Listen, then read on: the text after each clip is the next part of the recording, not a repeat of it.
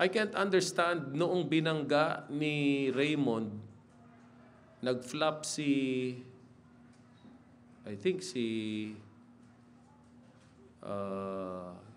Yancy yun. No? Tinawagan kami ng foul. Nung siya naman ang bumangga, mas malakas na bangga, hindi naman foul. So we really don't understand what foul is and what not a foul is.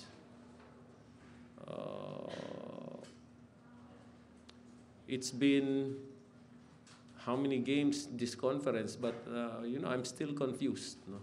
I'm still confused. Hindi ko pa rin matansya. And the players are the same. I guess not only for my team, but for both sides. So,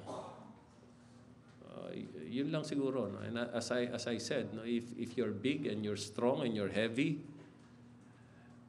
there's no way you can be guarded, especially if the other team does not have anybody your size.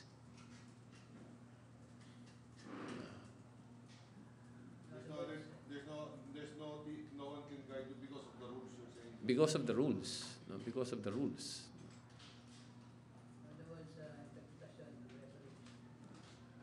Actually, ang usapan kasi namin nila, Commissioner, dapat wala nang ang room for interpretation eh.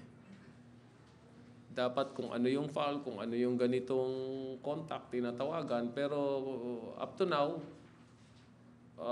I don't know if you understand it, kung ano yung foul at hindi. Pero kami, nalilito pa rin kami.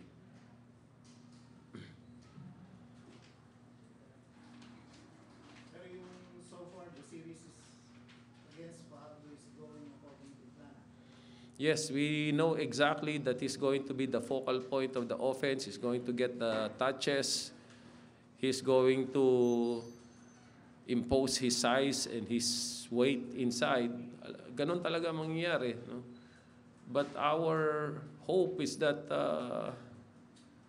yun nga, no? If he has to play 40 minutes like he did the first game, I don't know how many minutes he played today, and we can extend this series to 7 games. Baka naman pagka nasa 7 games na kami, baka pwedeng lantang gulay na rin siya.